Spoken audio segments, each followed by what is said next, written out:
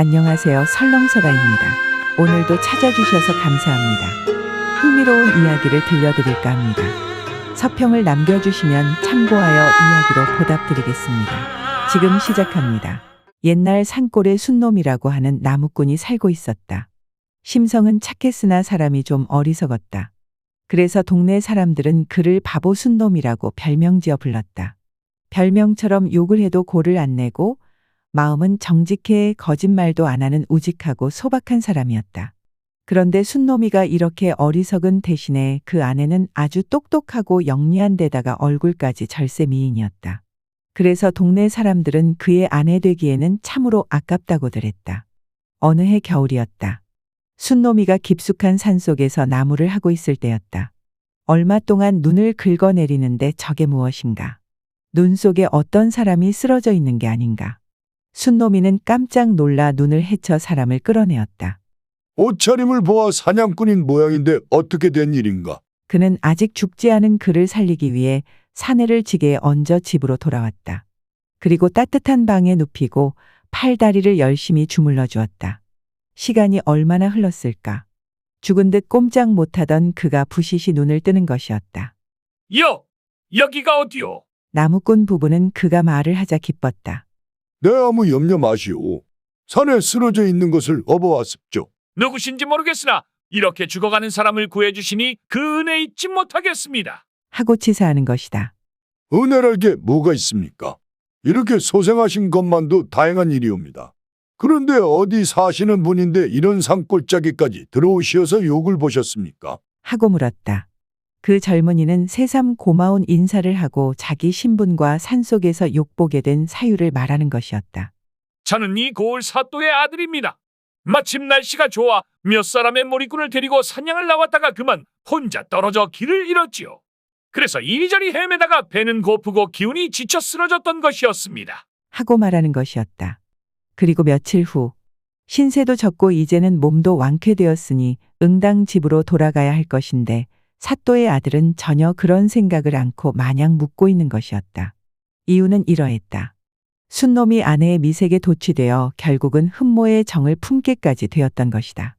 게다가 남편 되는 순놈이라는 사내는 어리석어 보이니 이것이 사또의 아들로 하여금 그 불미스런 마음의 동요를 억제치 못하게 한 큰 원인의 하나였다. 하여 순놈이가 나무를 하러 간 사이 마침내 유혹을 하기 시작했다. 아주머니 이 산골에서 고생하지 말고 나랑 갑시다. 내 살들이 아끼고 사랑하면서 행복하게 해주겠소. 점잖은 신분이 채통에 맞지 않게 그게 무슨 말씀이세요? 아주머니 그러지 말고 나랑 같이 가면 온갖 부귀 영화를 누리게 해줄 것이오.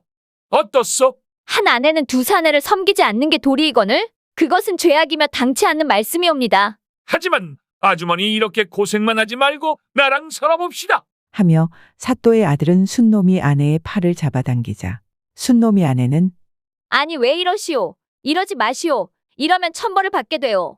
이러지 마시오. 아이 그러지 말고 응. 한번 내 말대로 해봅시다. 응? 하며 순놈이의 아내를 뒤에서 붙어 끌어안는 것이었다. 순놈이 아내는 그 손에서 벗어나려 노력했다. 왜 이러시오? 이러지 마시오. 곧 남편이 돌아올 거요. 이러지 마시오. 순놈이? 옳테면 와보라지. 내가 사또의 아들인 건 알고 있지. 내 말대로 해야 할 거요. 이렇게 말하며 사또의 아들은 순놈이 아내를 강제로 눕혔다. 점잖은 분이 왜 이러시오? 이건 아니대요. 이러지 마시오. 서방님. 서방님. 사또의 아들은 순놈이 아내의 입을 막으며 나직히 협박을 하였다. 조용히 하시오. 쥐도 새도 모르게 다 홍군형 내버리기 전에. 갑자기 돌변한 사또의 아들에게 순놈이 아내는 공포감을 느끼었다. 하여 순놈이 아내는 발버둥을 치었다. 그러던 중 손에 다듬이 방망이가 잡혀 휘두르는 중에 사또의 아들 머리에 용케도 맞았다. 딱! 어구구구구구 기었구. 이런 정신 나간 년을 다 봤나? 너 이년 내가 그냥 놔둘 것 같으냐? 내 다시 오겠다. 이렇게 맞고선 머리를 잡고 뛰쳐나간 사또의 아들을 물끄러미 바라보며 순놈이 아내는 맥이 탁 풀려 널브러져 있었다. 저녁 늦게 순놈이는 오늘따라 일이 잘 되어 나무를 한아름 해왔다. 콧노래를 부르며 집에 들어서는 찰나 아내의 흐느끼는 울음소리를 듣게 되었다. 흐흐흐. 아니 부인 왜 이러시오? 집골이 왜 이러? 산짐승이 들어왔어. 무슨 일이 있었어? 난 오늘따라 나무를 많이 해서 기분이 좋아서 왔는데 왜 이러고 있어? 순놈이 아내는 남편의 얘기를 듣고 더 대성통곡을 하면서 우는 것이다. 엉엉, 엉엉, 엉. 알 수 없는 울음의 순놈이는 누가 죽었어? 순놈이의 물음의 아내는 아니, 그것이 아니고요. 그럼 말 좀 해보시오. 답답해 죽겠어. 순놈이 아내는 낮에 있었던 일을 얘기했다. 글쎄 당신이 나무하러 간 사이에 사또 아들이 나를 겁탈하려 한 것을 간신히 뿌리쳤소. 언제 당신 없을 때 들이닥칠지 모르겠어요. 두렵고 겁이 나요. 이런 얘기를 듣자 순놈이는 화가 치밀어 당장 쫓아갈 듯이 일어나는 것을 간신히 안쳤다. 내가 너무 억울하여 당신이 오면 의논하려고 했소. 사또 아들이 대놓아요. 다시 온다고 했소. 내가 생각이 있으니 이렇게 해봅시다. 순놈이 아내는 펄펄 뛰는 남편을 진정시키고 이야기를 계속했다. 아무래도 우리에게 없는 죄도 씌워서 옥고를 치르게 할지 모르니 우리 내일 새벽 닭이 울기 전 이 고을을 떠납시다. 한편 사또 아들은 한다름의 산을 내려가 장정들을 모으며 내 인연을 요조를 내버리겠다. 여봐라, 너희들은 연놈들을 끌고 올 밧줄을 준비하거라. 내일 새벽 달기 울면 떠날 테니 단단히 채비하거라. 순놈이와 그의 아내는 짐도 싸는 둥 마는 둥 둘은 한다름의 산등성이에 올라갔다. 여보, 여기까지 쉬지 않고 오느라 힘들었겠어. 여기서 한숨 돌립시다. 예, 여기서 잠시 쉬었다 가지요. 여기 이 산 넘어가면 고을이 다르니 쫓아오기도 힘들 거요. 그래도 오래 지체할 수 없으니 숨만 돌리고 갑시다. 한편 사또 아들은 새벽닭이 울기가 무섭게 장정들을 이끌고 순놈이네 집으로 갔다. 순놈이네 집에 도착하자 도련님, 집안에 아무도 없는데쇼. 뭐 아무도 없다고? 이것들이 어디로 갔단 말이냐? 주위를 샅샅이 뒤져라. 아직 부뚜막이 따뜻한 거 보니 멀리는 못 간 것 같습니다요. 그래, 빨리 뒤쫓아가자. 아직 어두우니 횃불을 높게 들고 가자. 네이. 사또 아들은 순놈이 부부를 놓칠세라 서두르라고 장정들을 채근했다. 서방님, 저기 산 밑에 횃불들이 이쪽으로 다가오고 있어요. 어서 빨리 가야겠어요. 순놈이 부부는 산 아래 횃불들이 일렁이며 다가오는 것을 보고 놀라 달리기 시작했다. 여보, 내가 나무를 하다가 발견한 동굴이 있는데 시간이 없으니 거기 숨어서 지나가길 기다립시다. 그래요, 그게 좋겠어요. 아무래도 우리가 발견될 것 같아요. 어서 서둘러요. 순놈이는 나무를 하다가 힘들 때면 땀을 식히고 물을 한 모금씩 마시고 쉬었던 동굴을 찾아갔다. 서방님, 밖은 아직 쌀쌀한데 여긴 온기가 있네요. 여기서 잠시 숨었다가 사또 아들 패거리들이 지나가면 그때 나가요. 순놈이 아내는 동굴이 피신하기에 알맞다고 내심 안심이 되었다. 그때 동굴 밖에서 사또 아들 패거리들의 소리가 나기 시작했다.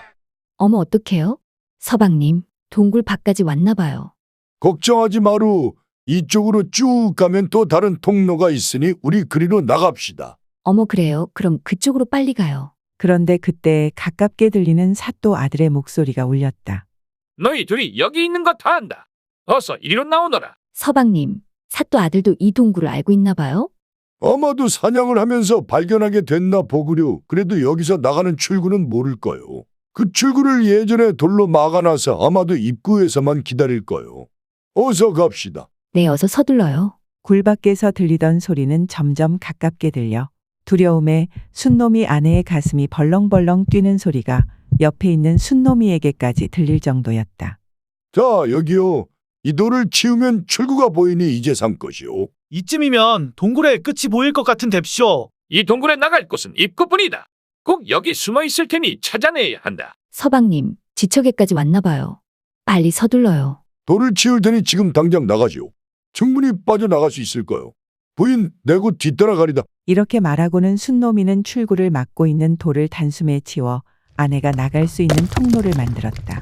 구멍으로 간신히 빠져나온 순놈이 아내는 순놈이가 나올 것을 알고 뒤돌아본 순간 오르르르르르릉 콰와오카와 쾅쾅. 이것이 뭔 일인가. 곧 빠져나올 줄 알았던 순놈이는 온데간데 없고 천지가 개벽하는 큰 소리와 함께 동굴이 무너지기 시작했다. 순놈이 아내는 황망하였다. 빠져나온 굴은 막히고 동굴은 무너져 내리는 것이 아닌가? 순놈이뿐만 아니라 사또의 아들 패거리 또한 함께 매몰되었다. 그 이후 순놈이 아내는 매몰된 굴을 보며 몇 날 며칠을 울부짖다가 그 자리에서 돌이 되었다고 한다. 속담에 이런 말이 있습니다. 사람은 구하면 앙분을 하고 짐승은 구하면 은혜를 안다. 사람은 죽을 고비에서 구해주면 그 은혜를 쉽게 잊고 도리어 은인에게 앙가품을 하지만 짐승은 죽을 고비에서 구해주면 은인을 따른다는 뜻으로 은혜를 쉽게 잊어버리는 사람은 짐승 만도 못하다는 것이지요. 순놈이 부부 덕에 건강을 회복한 사또의 아들은 배은망덕한 짓을 했습니다. 세상이 각박해지는 이유도 이런 일들이 자주 벌어져서 그런가 봅니다. 순놈이 부부가 천상에서 행복하길 기원합니다. 저희 설렁설아와 함께 해주셔서 감사합니다.